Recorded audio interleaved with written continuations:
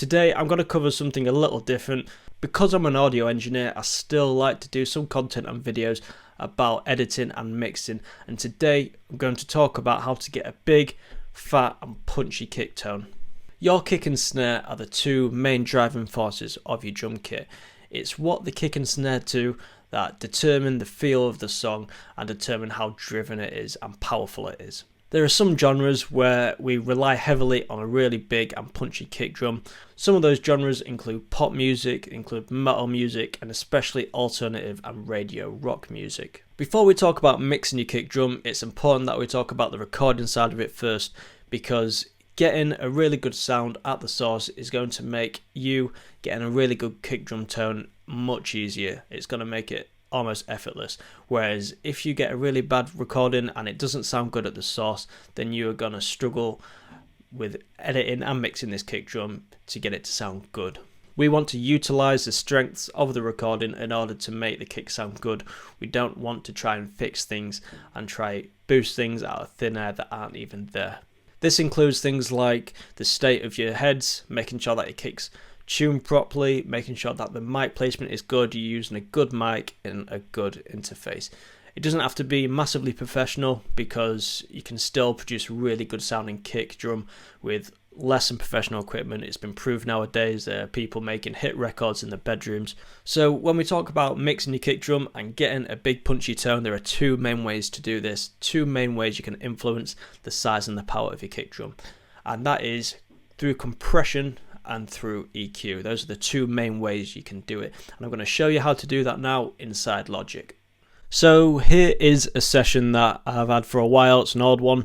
I'm just opening this up now to show you how we can affect the punchiness and the impact of the kick to get you a great sounding kick tone in a mix. So before we do anything, let's just give this a quick listen to without any kind of EQ on our compression. We will have a noise gate on though, as I've applied this to get rid of any microphone bleed from the cymbal or the other drums. So let's just have a listen to what we're working with.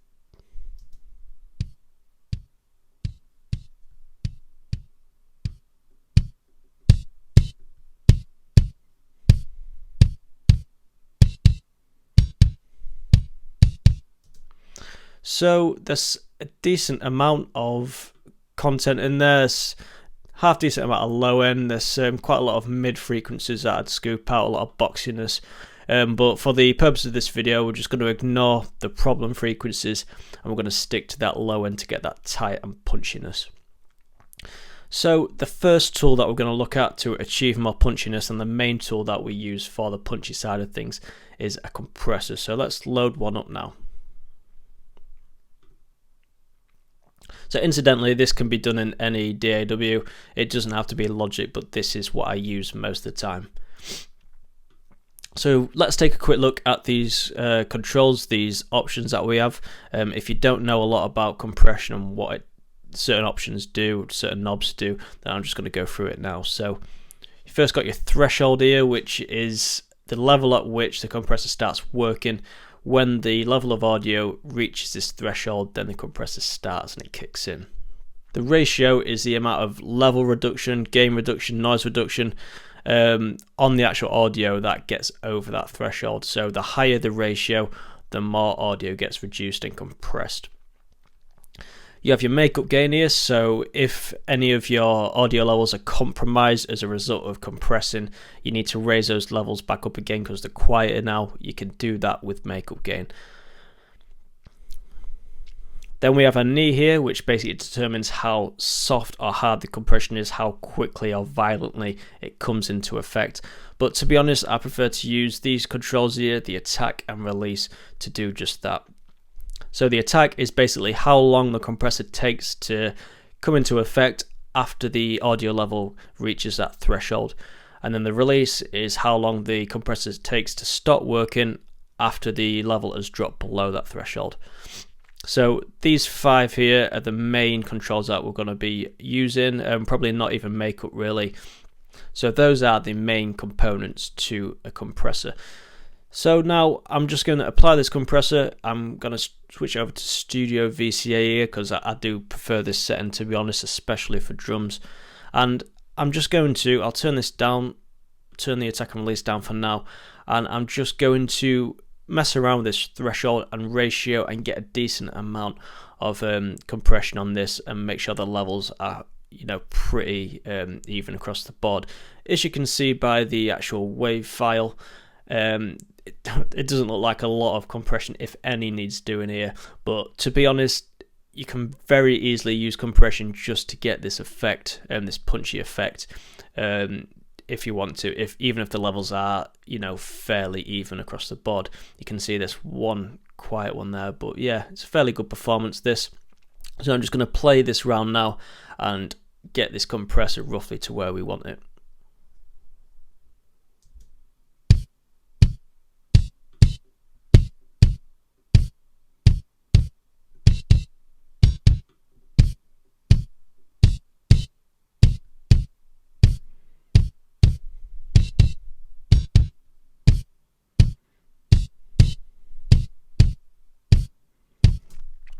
So I'm happy at that for now. You can see I set the threshold by making sure this was jumping a decent amount. That's usually the way I align the threshold, depending on how much I want to compress, how much of the signal I want to compress. Ratio, only gave it 3:1. You know, as you can see there, not a lot of gain reduction is needed.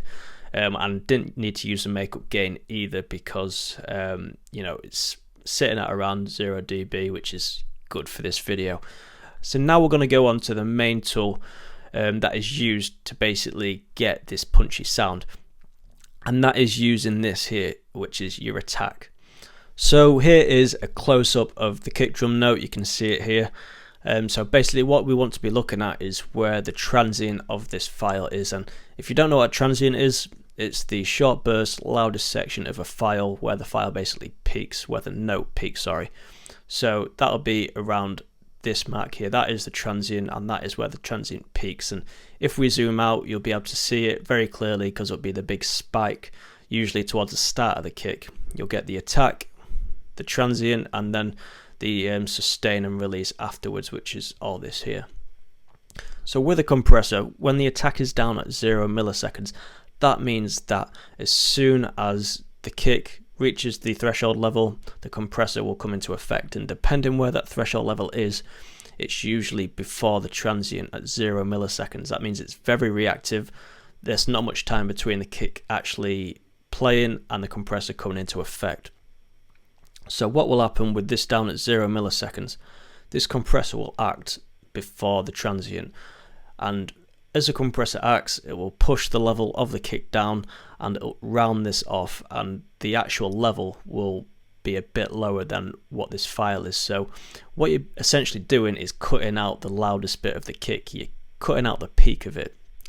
But what happens when you start to increase the attack to about 30 to 50 or even more milliseconds, then the compressor actually starts coming into effect much later and after the actual transient.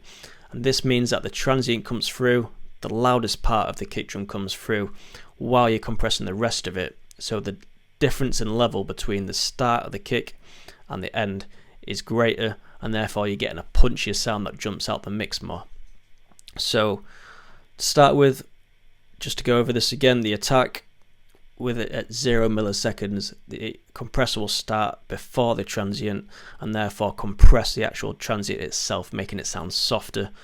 If we increase the attack, then the compressor comes into effect later after the transient, meaning that the transient gets played, it comes through the compressor and it sounds much more punchy. So to back this up, I'm going to play this round a few times now and keep increasing this attack from 0 to 50, and you'll be able to hear how the sound basically gets affected as we increase it. So starting at 0, it's going to sound much softer. As we increase the attack and get towards 50, we're going to let through most of that transient by then, and it'll sound much more punchy.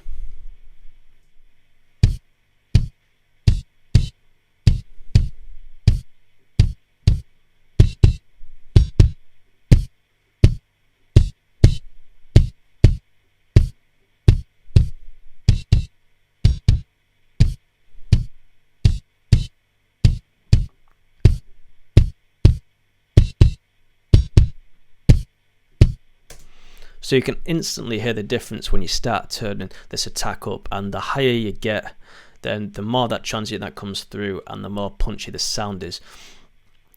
It gets to a certain point where you're just not compressing any of the file.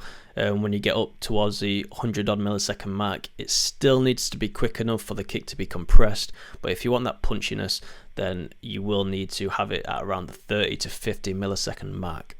So that is essentially how you use a compressor to get a more punchy sound, and now we're going to try to get some more fatness out of the sound using EQ. So here is Logic's 8-band EQ. Before we get into anything, I'm just going to quickly go through these different filters up here. So you've got your pass filters, you've got your high pass there, and then you've got your low pass here. Then you've got your shelving filters, which are typically found on speaker systems. So you've got your bass boost, your bass reduction, and you've got your treble boost and your treble reduction. So there's not a lot of control in them. We don't use them too often, especially on the kick drum. And then we've got your parametric filters here. So these are basically what enables us to get into specific frequencies to cut and boost them using the Q setting or the bandwidth. So that is what we're going to be using today, the parametric. But just for the sake of keeping my sanity, I'm going to apply a high pass filter around 40-50 Hertz just to get rid of that floor noise. So there are two bands of frequencies that I want us to basically go into today. So the first one being at around 80 Hertz, and that is where the majority of the fatness and the thud from the kick comes through. So I'm going to play this round. I'm going to try find the sweet spot and see the difference this makes when you boost in this region.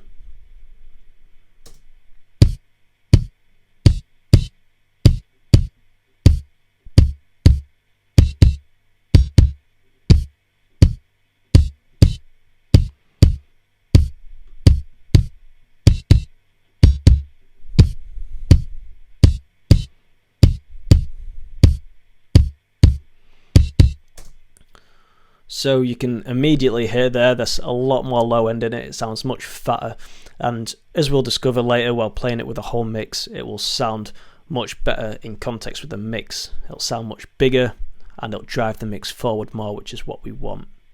So the second area to look at is between 100 and 200 Hertz, and you need to be careful around here, especially if you've got kicks and snares playing at the same time, because if you boost around this region, your kick is going to be fighting for space with your snare. You typically find between 100 and 200 Hertz you get an impact sound, and you tend to think that, oh, it's a kick, it's all within the lower frequencies. That's not the case. You get your fatness and thud quite low down here, and then you can actually add more impact and power in this region here. I won't go crazy on this, and to be honest, I'd refrain from boosting both these sections at the same time. Depending on the genre, I think it's just going to mess up your low end and fight for space with your guitars and your snare. So I'd recommend do both of these. You can do two, it's completely up to you, but that's just what I'd recommend. So I'm going to boost a small amount within this region, and we're going to hear the difference of the impact of the kick drum.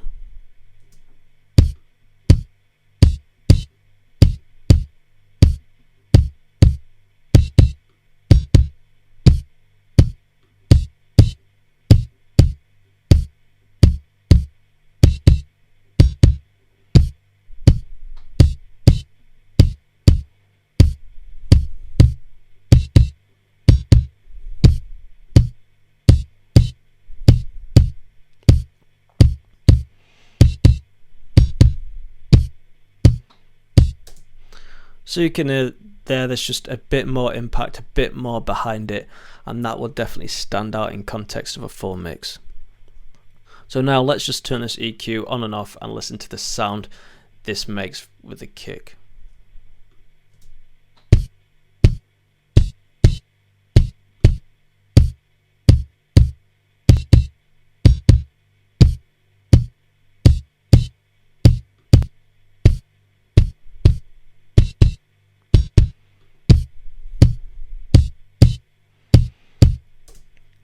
So you can see they're much more powerful, more low end to it. That is going to sound much better in our mix now.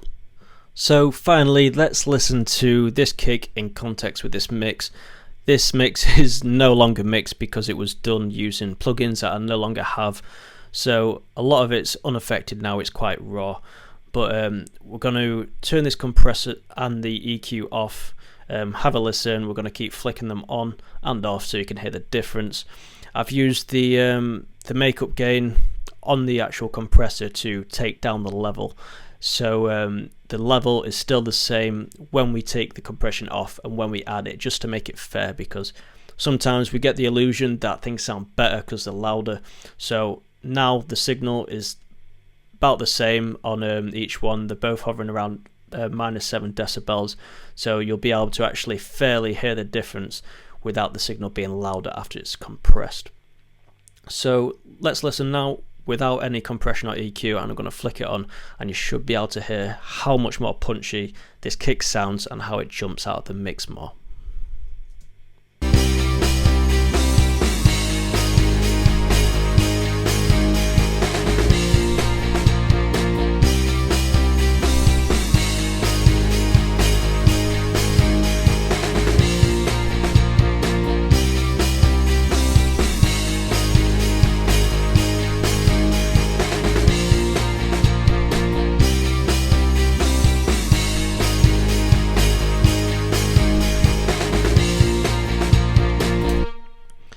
So you can hear there without any extra level at all, it just sounds louder, and that's just because there's more behind it, there's more punch, it stands out more.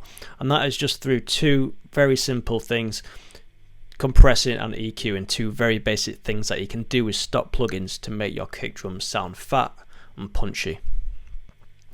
So that is basically it. There's not a lot to it, it's all simple stuff once you know, and now you should have the information to go off, to try this, to experiment and see what works for you and your own unique drum tones.